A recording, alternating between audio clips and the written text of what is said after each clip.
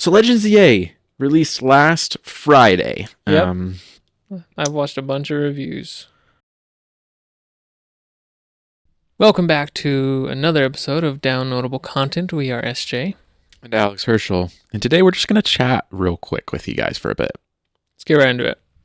All right, Alex, what is your gaming update for the day? Yeah, so I'm still playing Tales of Arise. I'm gonna clarify that I haven't dropped it yet. But I have an amazing, beautiful wife who sometimes gets invested in the games that I'm playing. Mm-hmm. And when that happens, that means that I'm no longer allowed to play that game unless she is there. That's what's happened with Tales of Arise. And for those of you who don't know or might not remember, I don't see my wife all that much. Our school and work schedules don't line up a lot of the time. That's just how it is right now. And so I was looking for something to play around with, to mess around with, in the times where I want to play a game, but my wife's not there. And I was like, okay, but we're about to come into like the season where like Metroid's coming out, so I don't want to be anything that like I'm gonna drop everything for, right? And so I was just kind of looking through like deals on the PlayStation Store, and saw a game at a price point that I felt like it was like the perfect storm. Where I think on like another day I might not have ended up picking this up. Yeah. But for whatever reason, I saw it. It was at such a good price. I was like, oh, I mean, I'm interested enough to do this, but not enough that it's going to like drain my life away and I'm going to become obsessed with it. Mm-hmm. So I bought Skyrim and started to play Skyrim for the first time. I've never played it before. I've never played any Elder Scrolls before. I was so surprised when you told me that you bought Skyrim because I don't know. I just never thought you would. Yeah. No, yeah. So, and I kind of went in, I was like, okay, I kind of want to do a certain character type. Like I really wanted to go through the role-playing aspect of the game, right? Mm-hmm. Where I choose a character type, I come up with kind of like their personality, how they would act, how they'd fight, and really follow through with that. And so I took inspiration from Lord of the Rings and was going with kind of an Aragorn type character, big old great sword swinging it around. But that's not a whole bunch of fun for me personally. I don't know, like I was not vibing with it too much. I was like, well, I named my character after Aragorn's son. I was like, well, Aragorn's wife is an elf, so like this guy would probably be pretty well versed in magic too. So I kind of swapped to a one-handed with what did you call it? You had a term for it when I texted you. Spell sword. Spell sword. So Yeah. I kind of pivoted into that. I'm not very far into the game, right? I've done a couple quests. My character level's at like 10, right? So it's not crazy high or anything, but it's fun to kind of just like turn on, mess around in for like 30 minutes, and then I'm completely content to like put it away when it's time and to move on with whatever else I have to get done that day. And you can pause and quit like pretty much at any point. Right, That's like a the really quick good save? thing about it. Yeah. It's amazing. I've already kind of run into a couple little glitchy or buggy things that are kind of fun, but I mean, for a 15-year-old game, right? Like I'm not complaining. I'm having a good enough time with it, and so we'll see how that continues over the next little bit. There's a meme that every single Skyrim player, no matter how they start out playing, ends up as a stealth archer. And that's the thing, is like, it's just so satisfying. I don't know if you've played around with archery yet. So I have, and it's been like I played around with it knowing that that's how so many people end up going. Yeah. But I'm like, this is not nearly like as fun for me. Like, I don't know if I just suck at the archery in the game, but like the arrows either aren't doing enough damage or whatever reason. Yeah. I was just like, man, I'm surprised that this is what they end up going with, but who knows? It's like when you crouch down, you do this thing, and then you release, and then you get the little cutscene with the arrow like flying toward the skeever or whatever, and then you get like the boom, and then like the ×2 bonus damage for sneak attack. That is just, oh man, it It's a dopamine hit that is difficult to replicate.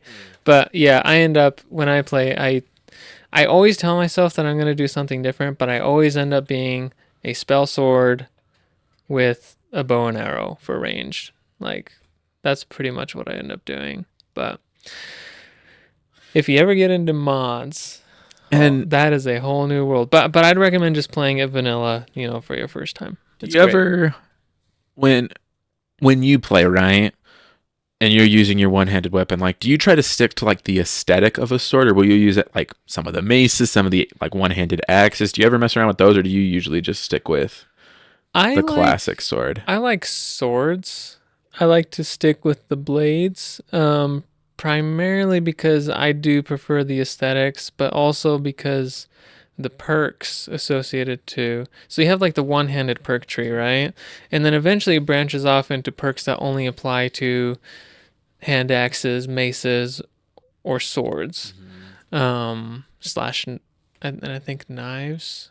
No, I think that's grouped in with swords. So I'll usually stick with that archetype so that I'm kind of like min maxing, I guess, the perk tree. Sure. Yeah. Yeah. But it's a good time, man. Yeah. Oh, I can't wait to hear more of a report once you get further in. Yeah. For me, I have still been playing Jedi Survivor. Last night, I got to a crazy part in the story. And for whoever is listening, if you have played this game, you know exactly what I'm talking about when just crazy stuff starts going down. And right in the middle of it was my time limit. I had reached nearly the time was nearly 7:30, which meant that I had to quit so that my wife could play Hogwarts Legacy, because she is getting right back into that. And even tonight, always does it. I know, man. Follows Well, the time for it. we watched the first Harry Potter movie Uh-huh. like last week, and then she's like, I want to get back into Hogwarts Legacy. There you go. And Hogwarts Legacy has had like some pretty big updates like since we last played. It has like integrated mod support like Right. within game and everything, and so she's been toying around with that with like new spells and side quests, and it's like Nice. really, really cool. But that means now that we have to share the Of course, PC for of our course, gaming of course. purposes. So, I've literally been left on a cliffhanger in that game. Dang. But I assume I'm nearing the end. I'm pretty sure I'm close to the end given what's happening in the story. So I think I will soon be ready for a review episode Cool. at some point. But Nice, it's nice. been great. Yeah. Let's talk about Pokemon. Yeah, let's talk about that. I think that with this episode, we're probably getting to a point where we have talked about Pokemon more than any other franchise. Like even like Zelda or Smash. Like I feel like we talk about Pokemon all the time. they're pumping them out left and right all the Yeah. time. And when they're not pumping them out, that's when we're like, Pokemon sounds kind of fun right now, doesn't it? We start playing a ROM hack. Well, plus because you have ROM hacks. I always do my yearly playthrough of Sinnoh and TCG Pocket this year, right? Like just so much Pokemon. So Legends EA released last Friday. Yep. I've watched a bunch of reviews. Have you seen any? I've seen some reviews, but something that I try to do with certain franchises like Pokemon, where there are so many fans and so many voices online, is I try to talk to people in person as much as possible about it. Just to try to get like a more of a grounded view, or at least like the people that I associate with, right? Like what they would think on it. Yeah. But I'll let you kind of start with what you've been seeing or your thoughts on the launch so far. Well, that's a really good point, and I think that's a good discussion topic, because what you see online, what online reviewers put out versus what the boots on the ground people are feeling and saying about the game are usually pretty different, primarily because the people that are reviewing the game may or may not be hardcore Pokemon fans. Right. Because sometimes they're reviewing it because that's their job to review a game. Right. So naturally, there's going to be more criticism coming from that crowd than the people that are just buying it because they want to play a Pokemon game.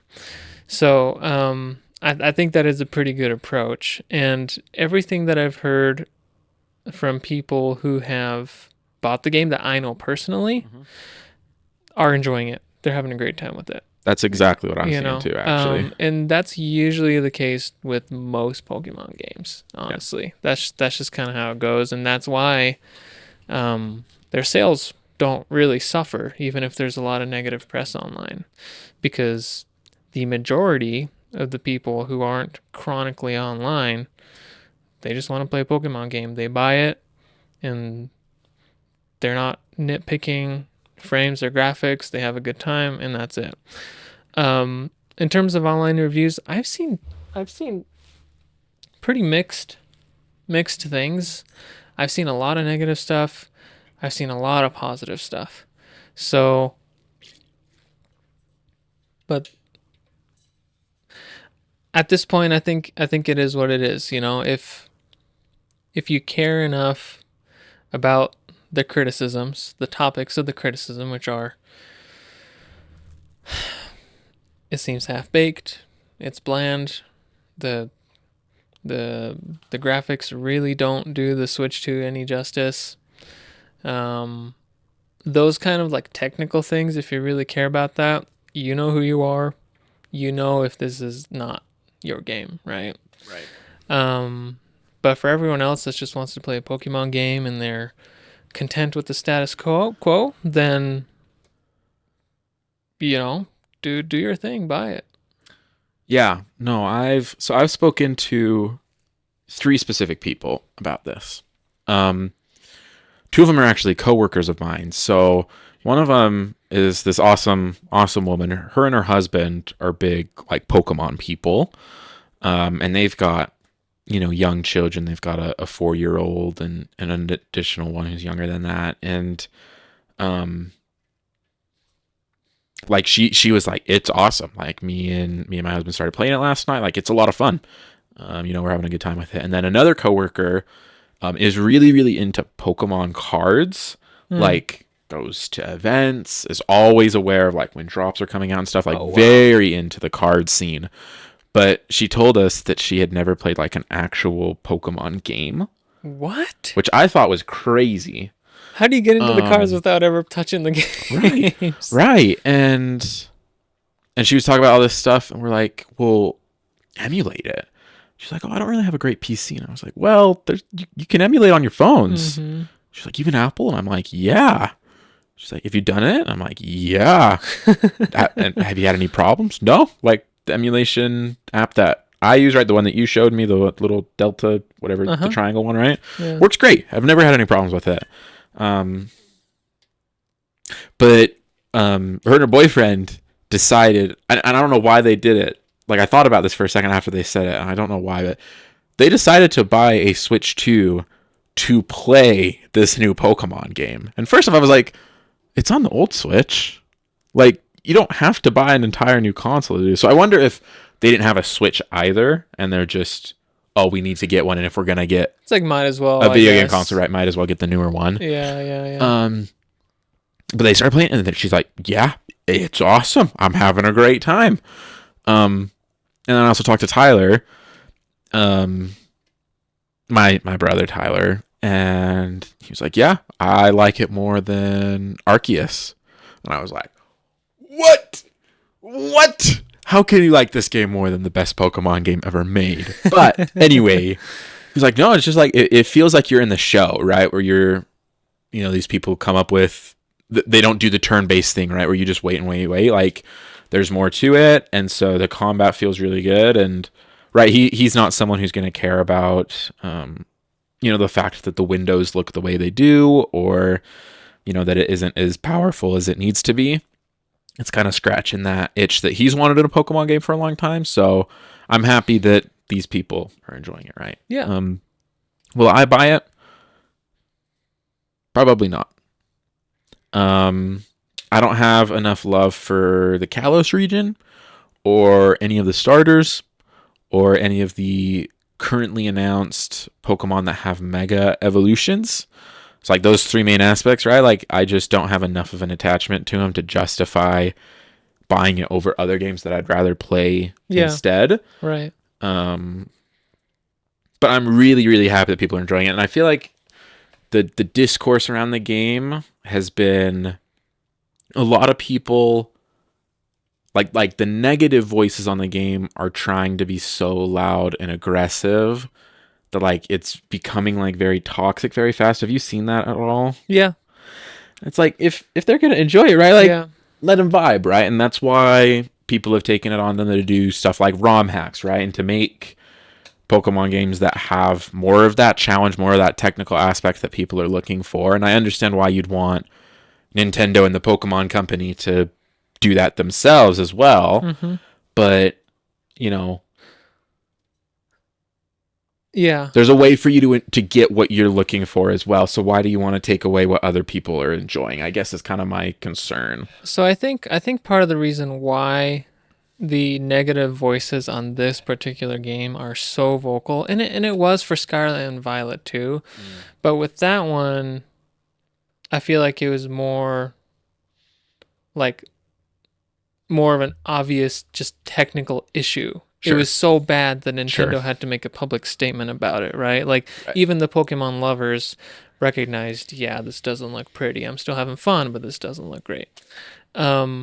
I think the reason why it's so loud again this time around from the negative side is that they feel there's one video I watched by a YouTuber that summed it up pretty well, and I kind of agree with the sentiment is that the hardcore Pokemon lovers that don't really care about all this technical stuff, they don't know that they deserve better.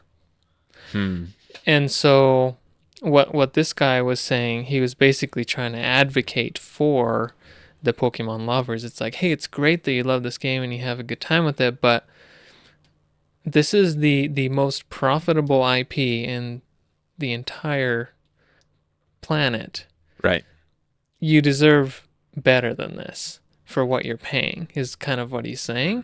And I understand that. So honestly, like at the end of the day, you know, if you're having a fun time with it, great. And you know who you are if you have issues with the problems in the game. But I'm not going to be buying the game.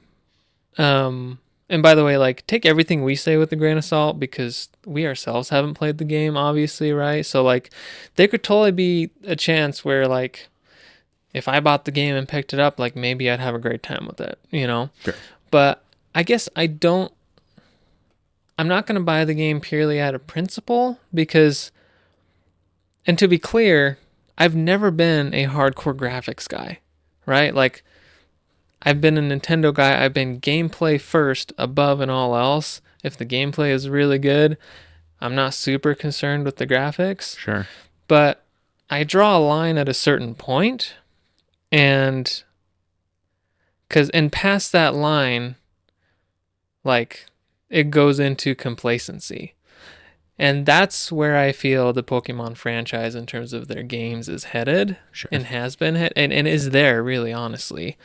Because, I mean, there are GameCube games that look better than this game that just came out, aside from the fact that it's running 4K 60 FPS. Like, I personally think Super Mario Sunshine looks better than this game. Well, when the GameCube puts out Mario Sunshine and Wind Waker, I mean, GameCube had some banging visuals. You're right. GameCube, that is maybe a little bit unfair. GameCube visuals age really, really well. But I do get what you're saying, right? And I can... That's totally valid, right? And I'm not advocating for anyone to go out and buy this game, right? If you are one of the people that fall in that camp where this isn't good enough for you, understand, right? And the best way for you to showcase that, right, is to not buy it.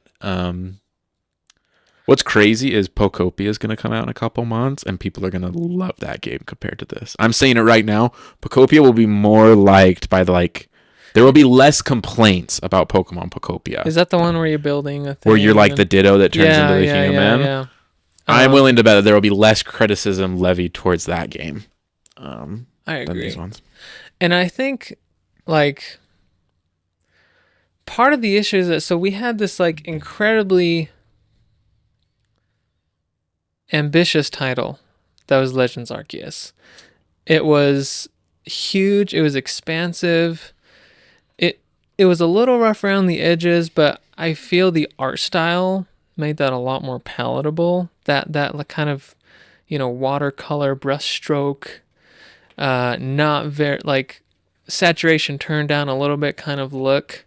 Right. I think suited that very well. In the same way that I feel Skyward Sword, I think looked good on the Wii. Right. Because of the art style. Right.